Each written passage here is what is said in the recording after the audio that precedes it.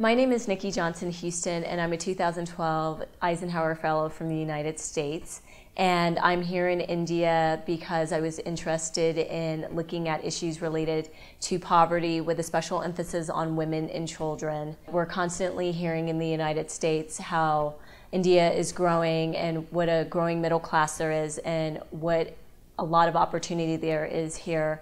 But it really made me ask the question of what was happening to the least among us. I understood that there wasn't a social safety net that was being provided here, and with the United States going through some financial difficulties, I wanted to know how NGOs and the government were really going about providing services and experiences to their people without a lot of economic resources. Poverty is very close to my heart because I grew up in extreme poverty. I was homeless for a year when I was 9 years old.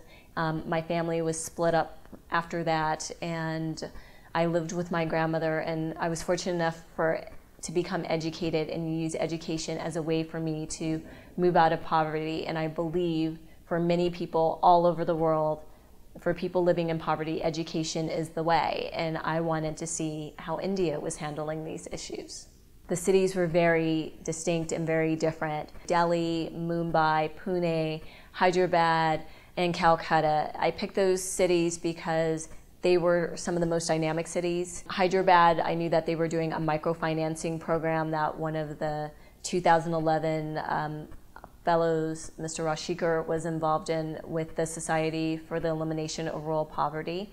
Calcutta is famous the world over for the work that Mother Teresa did with leprosy and those living in extreme poverty. And I have to say, I was not disappointed. What I found in Delhi was I met with an organization called Aga Khan, and they showed me some amazing work that they were doing in the slums, where they weren't just providing education, which they were. They showed me a school where they were providing education for children and good education in a safe environment, but they were also helping with healthcare. They showed me their health center. They also worked with providing facilities where women could bathe in that clean septic systems. That was surprising to me because it served over 800 people, and coming from the West, I really found it difficult to believe that 800 people shared a toilet. But when I found out traveling to some of the other cities, 800 was actually not bad.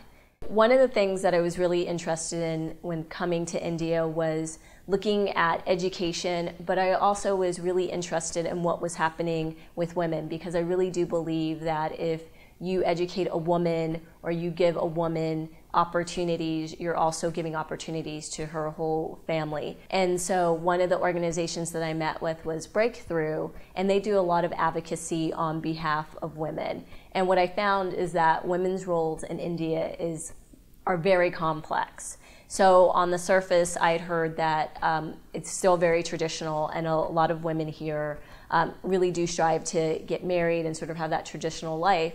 And I think some of that is true, but what I also found were a lot of really strong, amazing, talented, educated women who were doing a lot to try to change the world and change society and really make their place in society. And what the Women of Breakthrough were doing is they were really working on the policy and the legislation in terms of women being safe in their homes, safe in their marriages, having more choices about their life, about whether they wanted to stay in a relationship, and that it wouldn't be tied directly to them having a place to live, that if they were being beaten by their husband and they decided to pursue their legal recourse, that they couldn't be kicked out of their home and basically turned into destitute beggars. And, you know, when I was first talking to these women, I sort of felt a little superior that somehow in the West that we did it better, but these women were smart and challenged me about what life really was like for women in the West,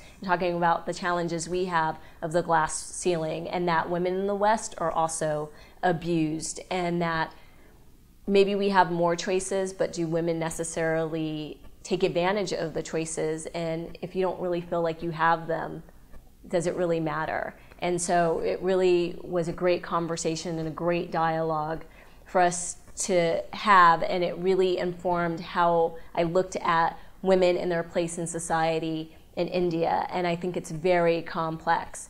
But I do think that the role that women play in society here impacts children, it impacts poverty. And I think if you look at poverty all over the world, in the United States including, more poverty hits women and children disproportionately. And part of that is because of your access or lack of access to opportunities and education. One of the most compelling visits that I made was to the Village of Hope through the Hope Foundation.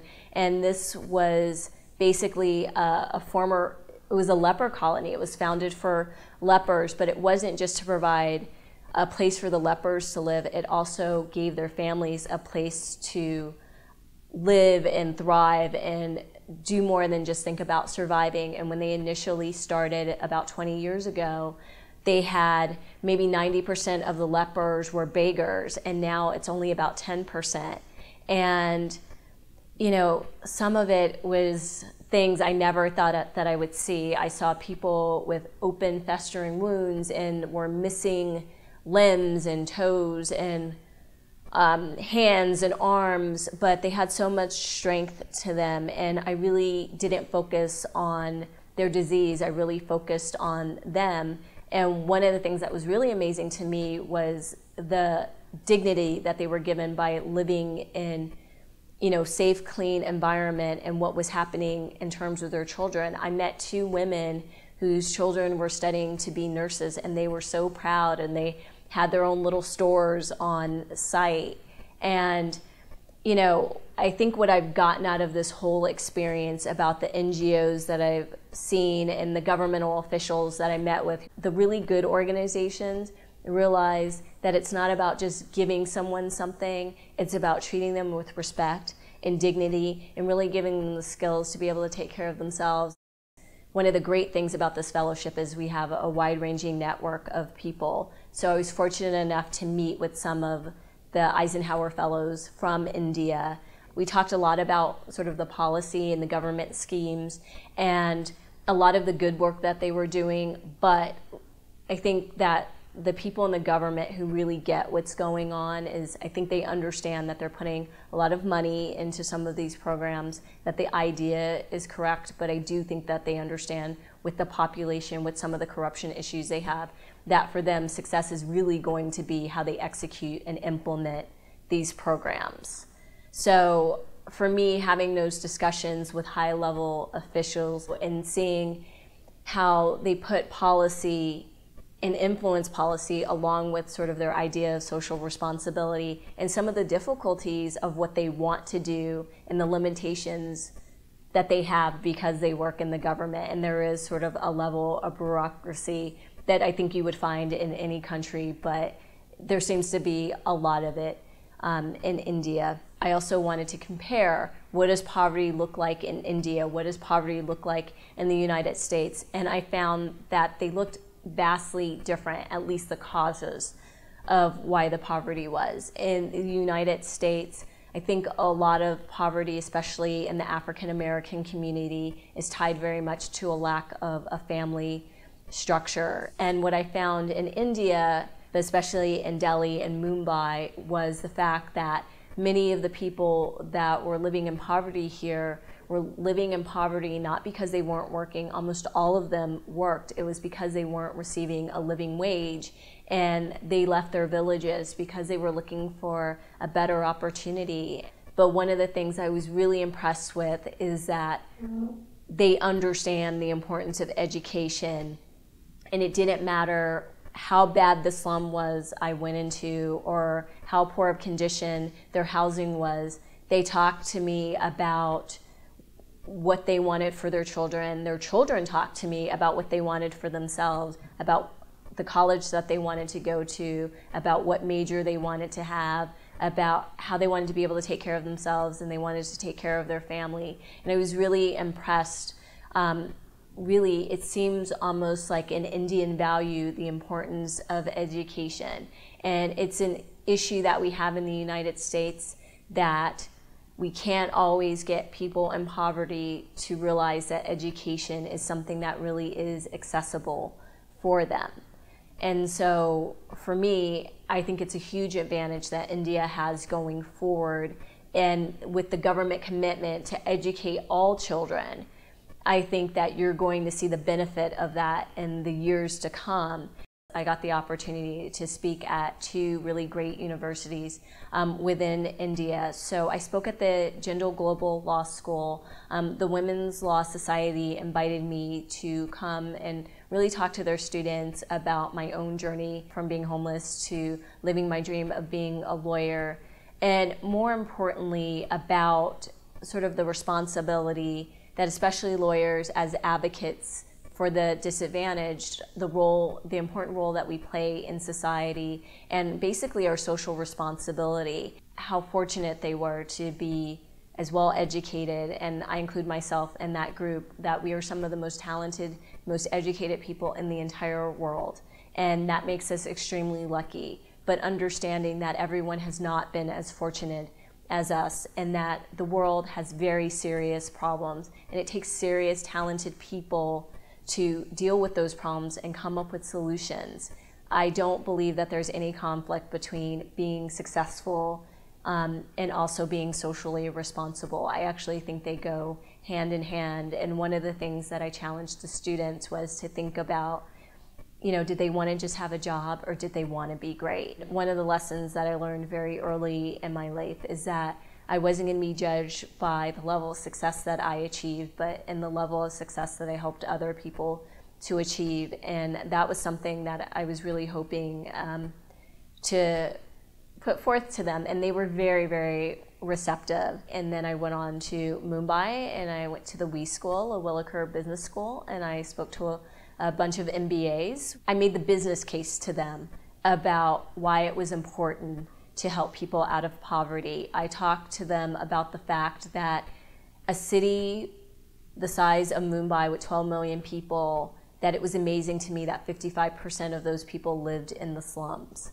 And that to really grow and to really be a great country and a great society, everybody has to have a part of that, and they have to have a piece of that. And part of the business case I made is that if you can educate those people and give them a living wage, those are your future customers. So those businesses that you want to start, those are the people you're going to be selling to by increasing the middle class, and that it provides more opportunities for everyone, that you're not losing anything by giving other people opportunities. Young people have a lot of power, and I think for us the world is unlimited, but if we don't do anything with the power, it's a waste. One of the things that I was struck by was, as talented as they were, was the kids that I was meeting in the slums were equally as bright and talented. And what were we missing out on by not giving them a chance? The difference between the kids in the slums and the kids in those classrooms literally might be because of where they happen to be born. And that to me is not what should decide your fate. You should decide your fate, not your circumstances, not what country you were born in, not what caste or social strata, not what race you were born into. I don't believe that. And I was fortunate enough to be born in a place where it didn't matter that I was a woman, or that I was black, or that I was poor, or that I'd been homeless, or that my mother was a drug addict. I was given an opportunity, and I took advantage of it, and I got the opportunity to be educated. And that's something that I want for other people, and I'm going to do everything that I can to be a change agent to make sure that that happens, but also to be an example for them so that they can see that their life doesn't have to be what they were born into. We're all human beings, and there's all human values, and there's certain things that everyone's entitled to. Everyone, regardless of where you live. And we're all really very much the same. And my story isn't an American story, it's a human story. And very much the people that I met, even if we couldn't speak the same language, I understood where they were coming from, and I understood what they were looking for. And it made me realize that as big as this world is, it really is small in the really important ways. The Eisenhower Fellowship has meant so much more to me than I originally thought. I thought it was just an opportunity for me to see the world and study a policy, that was interesting to me. I'm 38 years old, and there's not that many opportunities that you get to sort of leave your life for a few weeks and do something really cool. But it's turned out to be so much more than that. The people that I've met inside the fellowship, it feels like we're a family. And the people I've met outside of the fellowship has been incredible. Getting the opportunity to travel and to meet people where they really live, I will always be incredibly thankful for this opportunity. I think sort of going somewhere else, someone was asking me sort of to sum up what my experience would have been, especially in India. And I said, sometimes when you get into situations, you never know how you're going to react. And I said, I turned out to be the kind of person that I thought I would be. And I mean that I saw people without limbs. I saw children living in absolute squalor.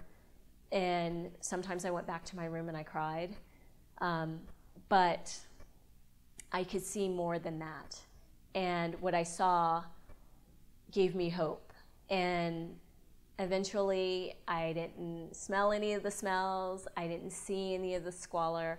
All I saw was the people and their dreams. And I went into places where nobody looked like me and nobody even spoke my language. And we sat down and we held hands, and sometimes we cried together.